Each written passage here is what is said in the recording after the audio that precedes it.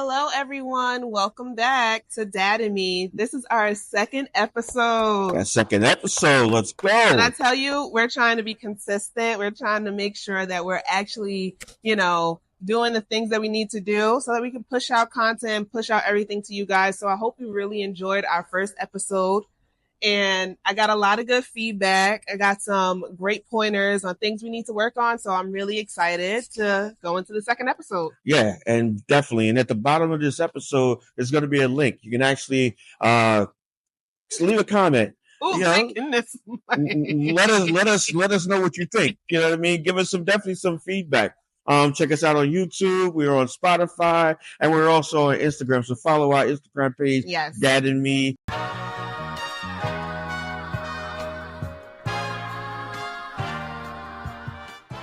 Shout out to Aunt Wanda for putting it down in the kitchen yesterday. Of course, she had to make everything on that menu. Yes. She didn't leave nothing unturned. Everything. And everything was so good. Yes. It's like, when you get to Thanksgiving, I had to tell some of my colleagues, and it's like, so what do you do for Thanksgiving? And we all come from different backgrounds. And it's like, oh, we get up in the morning, we have breakfast, and I'm like, oh, time out, you had breakfast. Right. I ain't gonna lie though, because I came there, I had my vegan cheese, and I was like, so where's the fish and grits? And she looked at me and said, girl, I still gotta go back to ShopRite. Where was my fish and grits? Yeah, come on now. We've grown up. I know. We don't get breakfast. Black people, tell me this much. Your breakfast is nibbling. And leave in the comments and leave some feedback. How many of us wake up to have breakfast? You starve all morning. You have to starve all morning. There's no way that you.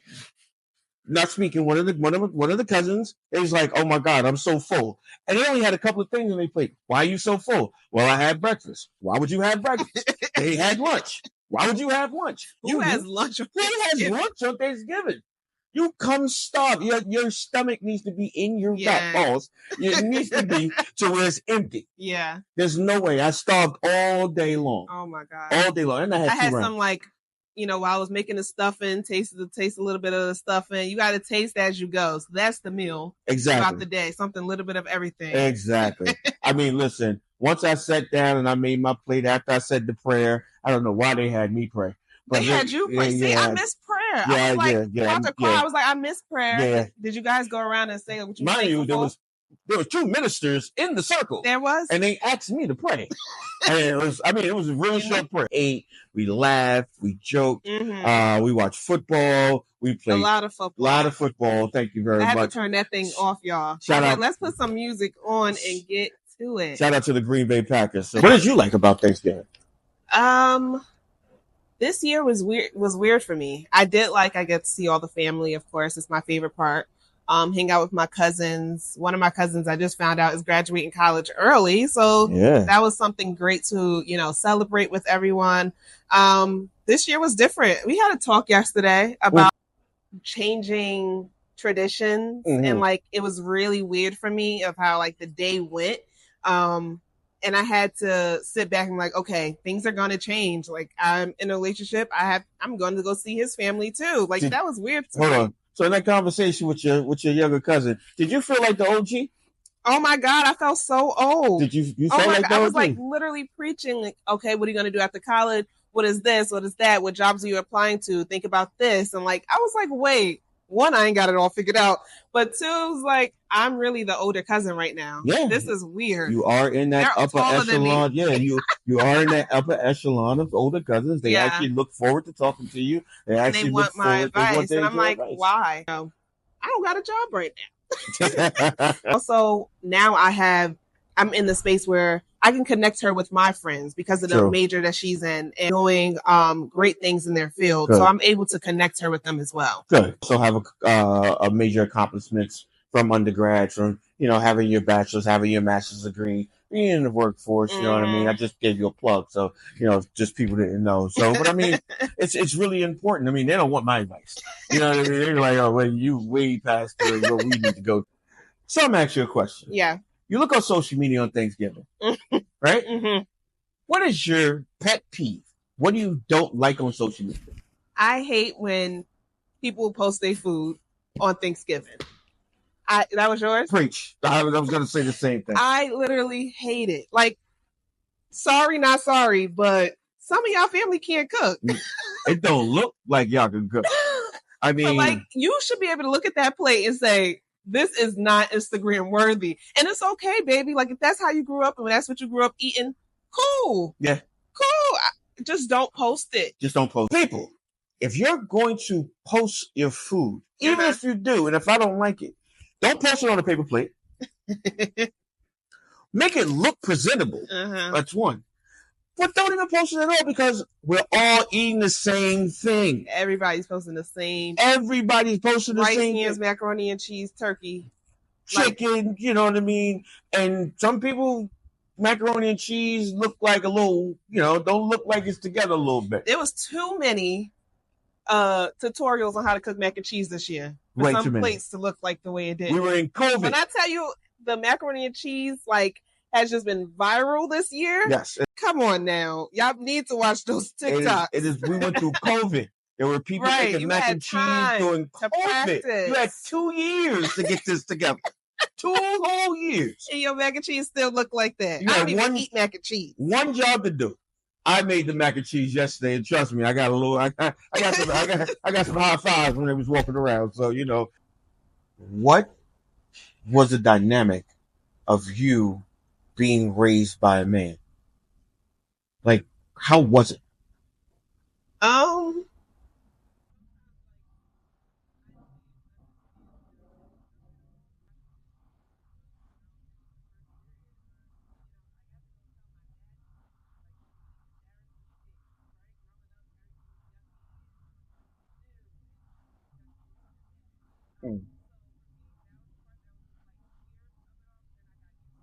Honestly, there was times where I felt like being raised by a man was much different than if I was raised by a woman. Like, there's just certain characteristics that I know I probably lack on.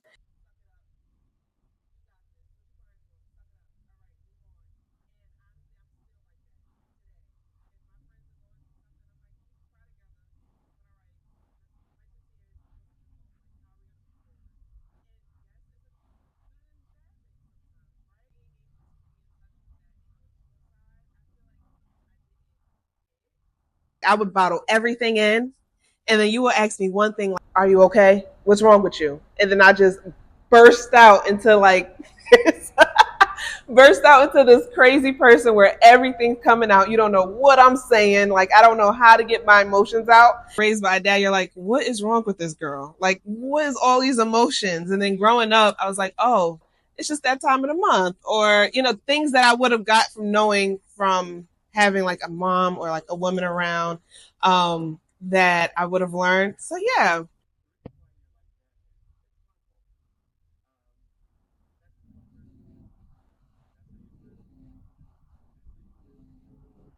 So I want to know, what is one thing you wish more people understood about our relationship as father and daughter?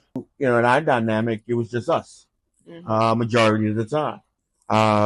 So you don't have the dual parent household where the mother is the nurturer, the lover, the teacher, the spoiler, and the dad is just there being strict. I had to be both.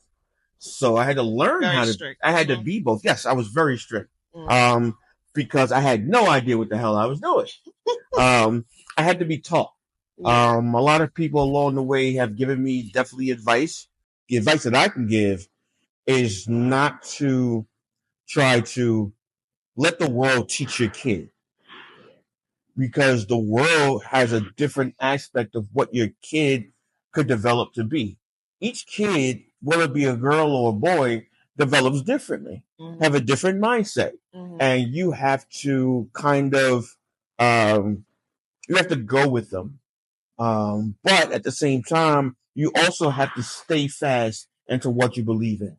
Because if you give one thing is you cannot be too much of your kid's friend when they're younger. They have to understand, and I come from an old school. You have to understand that there's a point where the kid has to know that there's a kid, and you have to know that you're the parent. If the kid gets a sense that you are not the parent and every time they turn around, you are not giving them the parent guidance, they will treat you just like the best friend. And then you'll lose them. I've seen that with too many of my friends. It works for some, but it fails for others. It made me wonder, was I able to do a good job at your younger age? Mm-hmm. Oh, there was a lot of things to where you rebelled because I was the pusher. I was the strict parent. At the same time, I wanted you to excel, but at the same time, I wanted you not to grow up so fast. But I want to tell people.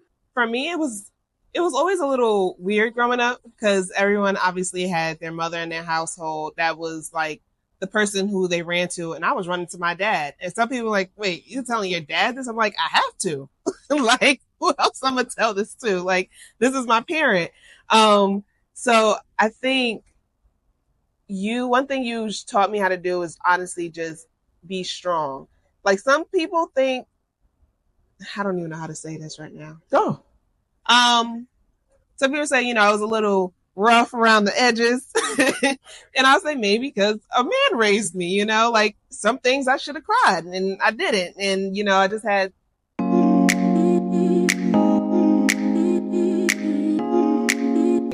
How do you think we're able to do this and how we were able to grow together and get to the point we are today in our relationship as father and daughter? I think that because I was raised and you were raised in a church, it kind of helped, I think, blossom and groomed our dynamic as being father and daughter. You kind of got to see my life as a kid microscopically growing up, because when we grew up, we were called the church kids. And basically every Saturday, we spent every Saturday in church. Meaning, you got up, you went to praise dance rehearsal, you went to choir rehearsal, you went to men's rehearsal. My mother was a deacon. My stepfather was a deacon. Then we did, shopping. We went here, we went there. Then you got home. You spent all day, and then you wake up on Sunday to go to Sunday school. And then at Sunday school, when the church bus van picks you up and you go to Sunday school, then you spend all day in church. Then if there was an anniversary in church, then you stayed there. So basically that was me. It trickled over to you, and it lasted. And then you grew up the same dynamic that you were. So now you're in praise dance rehearsal, you're in choir rehearsal, and it gave us time to where, because I was so involved in that, we developed, we grew, had mentorships and the relationships within those communities. Yeah. So it helped. Yeah. And I think it gave us somewhat of a sense where not only we were father and daughter, but we were doing the things that normal fathers and daughters weren't doing in the late 90s, early 2000s. We were always together. Like you were the praise dance teacher. I was the praise dance teacher.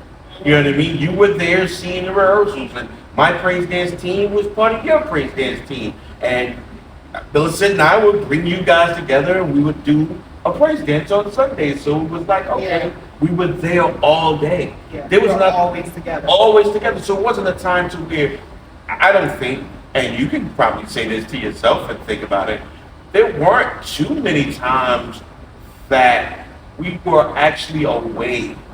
Like, I wasn't away from you for a long period of time where you had to wonder where I was. Yeah. I think that's why, like, when I went to college, and I was like, my dad's outside. You know what? Or when I said something recently, I forgot who I said it to. Yeah, my dad didn't start drinking till I graduated high school. It was like, girl, what? What? Like, there's things you just didn't show me, and I appreciate that because I would say I had a great childhood. Like, the way I was brought up, and you talk about church and things like that, like I said, we had similar background growing up in a sense. Grandma raised me too. Yeah. So the person who raised you raised me. So I feel like that also helped as well. And it took a lot for us to get to this point. A lot for us to be able to talk. Yeah. I don't want the viewers like the same people. I don't want the viewers to think that while we're talking, that it was all rainbows and stars and green clovers and diamonds. We had our run and twos and our lashes, and we're probably getting to those and certain aspects of our platform. But for the most part, we had to learn how to grow with each other. Yeah. You know, I remember one time where you were a teenager and you were just moving, and you were growing, and your mind was doing different things, and you wanted to. I'm like, oh, relax. And then I had to come to you and I had to say, listen, yeah, you got to slow down. This is the first time you being a teenager with a single dad, and this is the first time a single dad is being the dad with a teenager. We have to work together. You know what I mean? And we had to slow each other down because, you know, it was just at that point it was moving such at a rapid pace. You know, you were coming into your own. You was trying to become your own woman. You was trying to find your own voice. Your voice. Because at certain times, you know, you was really, you was really sheltered. You didn't like people. You didn't like, you liked your space. You're a Libra. You know what I mean? You like Shout out to the Libra gang. Shout out to the Libra gang. You were 7 days apart. Exactly. You were a Libra. And basically, Libras like to have their own space. We don't mind being around people, but when we want our own space. Social media is.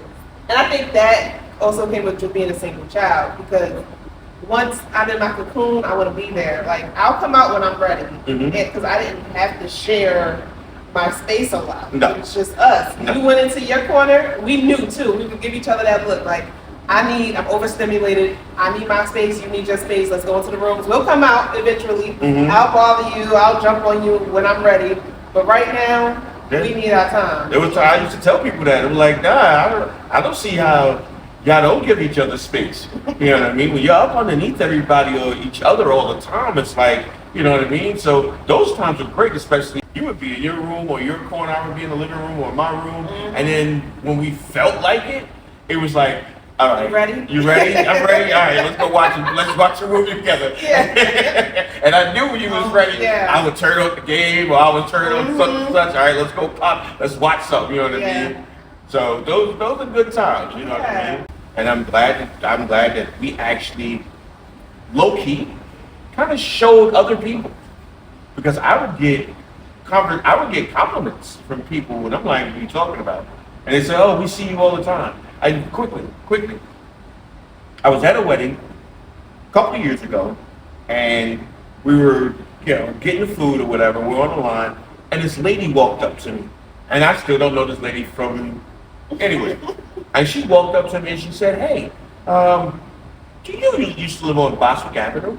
I'm like, "Yeah, I used to." She was like, "Oh my God, it is you." She said, "I told my daughter it was you." I was like, what happened? Did I do something to you? You know what I mean? So did I date you? No. She's like, no. She said, you have a daughter. I'm like, yeah. She's like, oh my God. I used to tell my daughter all the time about this young man who used to every single day run up on Boswick Avenue, go on Bergen Avenue, get the bus to take your daughter to school. And your daughter looked like she was always pretty. She was always dressed. Her hair was always nice. I said, hey, you just don't know. Those parts is crooked. Exactly. But she said, I used to go home and tell my daughter about you. She said, I never knew your name. She said, but that's always stuck in my mind. I'm like, really? And one of my friends at the wedding was like, yo, that's wild. That is wild. That she remembers you years from then and giving you, and I'm like, wow. He's like, that's a testament of, you know what I mean, that people saw us. People see, yeah. You know, people saw us, our dynamic, you know what I mean? And so forth. So, I mean, like I said, you didn't die on my watch, so you still here. Right, I didn't die. No, you didn't die. I think, just to close it out, what also helped us grow, and y'all, we still go at it. Yeah. We still have our, we literally, with 2 Libras. Yeah, girl, yeah, we bump heads, but, because we're very strong-minded, right? But I also had to realize, your parent is still a person. Your parent is still growing just as much as you are. You're still a human being. And I have to realize that, you're going through your own stuff in life, and you've grown from a lot of things as well. And I've learned a lot from you. I think we look at it as oh, that's just my dad, it's just my mom. No, these people go through their own stuff. They have their own mental baggage. They have their own baggage that they're trying to, just better and things like that. So that also helped me growing up and changing the dynamic. Like, Dad, I'm grown now. Like, no, you're still my daughter. I still wouldn't disrespect you and things like that. But just knowing, oh wait, we're just two adults trying to figure it out. Just two people trying to figure it out. Basically. Let's look at one core memory that was actually fun for you. So. One core memory that I do have is we lived on was that Long? No, we lived in Country Village. We lived in Country Village, and we made up a dance routine to Usher, OMG. Oh, yeah. We would literally get up, like, I think we would make it up after I got home from, like, dance rehearsal. Just something to do. Yeah. And that apartment was mad big, y'all. It was mad big. My room, huge. Like, I could do flips in that room. And I had Justin Bieber everywhere. Yeah. But we did the dance routine to OMG, and we found like this dance group on YouTube, and we learned their dance moves. Yep, and it was like, now let's add something in here. So that was fun to me because dancing was something we both did, we both enjoyed. Like, we still do it a lot. Yeah, because we danced a lot. Yeah. We made a lot of dance moves together. Before TikTok and all that stuff. I kind of like, wish that, kind of like originated that stuff, between father and daughter, you know what I mean? There's a lot of things that we've done. Yeah, wish we would have really recorded back then. So we can show we the pioneers of it or whatever. No, but that was one of my memories. What is yours? It's a bunch. I remember one time, shout out to my big brother, Siobhan Jones, who really helped me pioneer this whole single parent thing. Took me under his wing, big brother of mine. But we all went to a water park. And we went to this water park. We went to King's Dominion. And we went to King's Dominion, right? And it was me, and I took you, he took his kids, we were all there.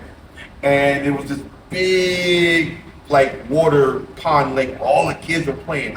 And above with this big bucket. I remember this thing. And this big bucket. And the water would fill up the bucket, but the bucket would swing. But when the bucket got filled, it would tip over. And everybody would run to this bucket. And I don't know how high it was, but then the water would splash down on you. And I played a trick on you, and no kid ran. But I was like, Catch, go over there, son. Go in the middle, go play over there. And you was like, all right. And you went over there, and I don't know how I think you was probably like maybe like 6 or probably 5. And I said, go over there. And Charlotte there was like, oh, what are you doing? And boy, you looked up, and water just came down you. And all of a sudden, I didn't see you no more. He was underneath the water. You're still laughing. I'm still laughing to this day. It was hilarious. Yeah, that was so it was one of the things that a father can do. You literally left me to that. First of all, you let a black man wet your hair. That's one. 2, it was just hilarious. I thought it was funny, but I thought it was so memorable because you was just, after a while, and then you just stopped crying and then you went off to play. That was your toughest. I thought you were going to say the time when I closed my leg in the bus. That wasn't memorable. That was scary. Uh-oh. That was that. See, that's like, I different. laugh at stuff that's not funny. I find it. How was that hilarious. not funny? All right, so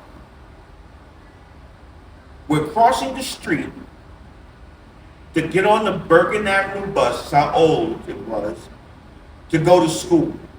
And instead of going around the front, the bus driver stopped, so we went around the back to go to the front of the bus. You let my hand go, and the doors opened up, and you wait in the back door. Shout out to the bus drivers. I think he's a cousin of yours on your other side of the family. The doors just closed on your leg. Bah! And everybody in the bus freaked out. Oh, no. And I'm looking like, what happened? And I didn't see you get stuck. The bus just closed on your leg. A year ago, but prior to that, the buses didn't make the rubber things that go around the bus, the doors. So when they shut like the old subway car doors in New York City. No, they put the rubbers on there. That year. So literally, when it touched something, it bounces back open like a sensor.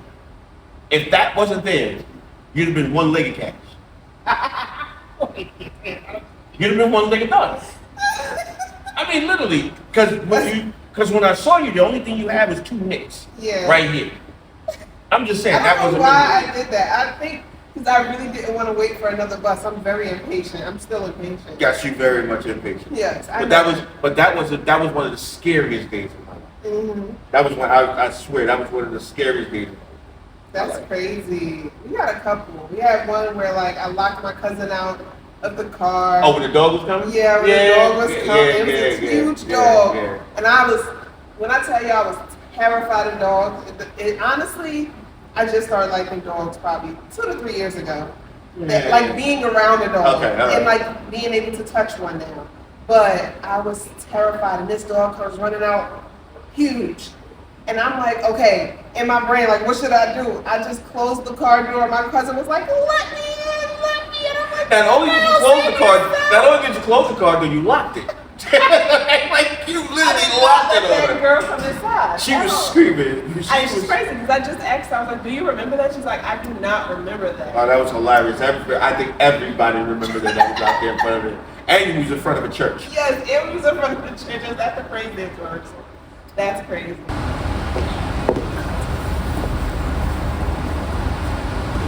So for this part of the podcast, for Dad Chat, the question of the day is, when are you gonna find a wife and get married? Yeah, that's a good question. I mean, I tried to get one that shot right, and it was, it was defective, so I had to send it back. It was, they had a recall.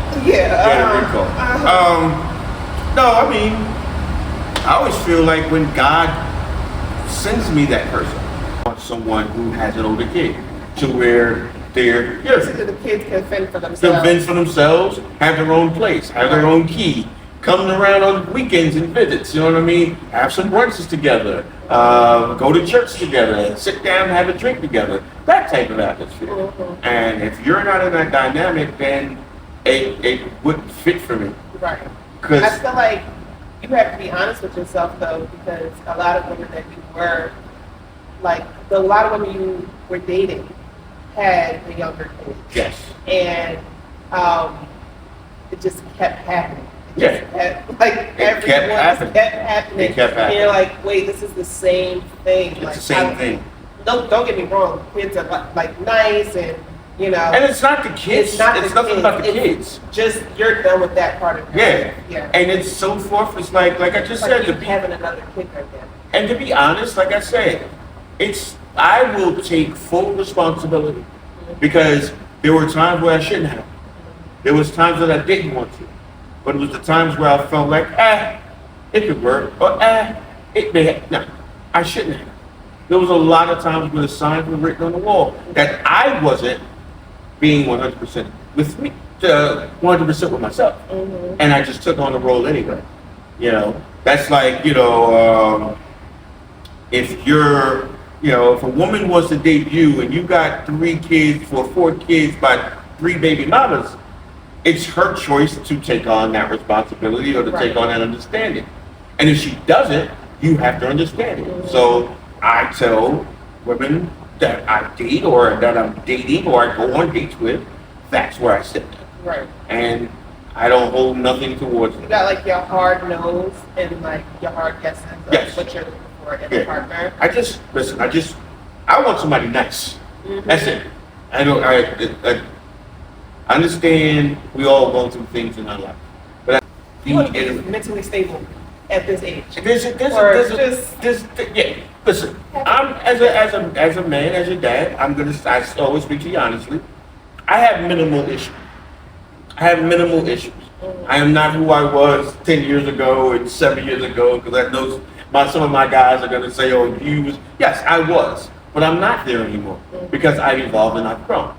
Nice, but it's somewhat of a mentally stable mom. You chuckle. Mm-hmm. There's a thing. You don't want to deal with the crazies. Exactly. I am not the person. Exactly. I am not the man to come to right now. Potential dating option when you're telling me about your situation with your ex-husband and he's still, and you still are lingering and you still got to deal. I'm like, girlfriend, listen, No drama over We here. we good. Mm-mm. We are so good. That also comes from being a Libra. Though. I hate drama. I hate drama. yeah. I hate like just be bringing unnecessary issues into someone else's life. I think literally doesn't call for it. I asked someone. I asked a female one time. I was having a conversation with her. I asked them like, "Do you think the thing that you just told me that is attractive to a man that you're looking for?" And she said, "Well, I was honest with you." Applause to you. Honesty is never always the best policy, girl. Especially if you're trying to actually, talk to a man. You know what I mean? That is not it. To keep your things to yourself. Let me find out later on. You know what I mean? Once you lock me in. Maybe 6 months. Maybe when you at the altar. Maybe you at the altar at the reception. Like, you know what? Like, listen. At the reception, I gotta talk to you about something. You know what I mean? Let them know that. You don't let them know like straight up and back. That is not the conversation that you definitely want to have. You know what I mean? But yeah. Thank you. Next. Yeah. Yeah, but the answer that I think that's just basically it. Being honest with yourself, being honest with myself. I mean, to that question, I guess. You said, ladies, he's taking applications. I am not taking applications. He's outside. I'm not taking applications. I'm actually in the spring. maybe after the new year would be good. Right now, I took some time out to to clear my head. Okay. You know what I mean? It's to clear myself, because this is what I mean. Come into somebody else's space and be mentally ready. Mm-hmm. You have to be mentally ready. But yeah, so to answer that question, I guess when God is ready for me to have one, I will. Okay. This conversation was so good. Yeah, I think this conversation happens to be a part of a lot of things coming forward and a lot of things that we can actually talk about. And I hope you guys enjoyed this episode. I mean, we're talking from our hearts, and we're talking to each other, and we're talking to you. So till next time.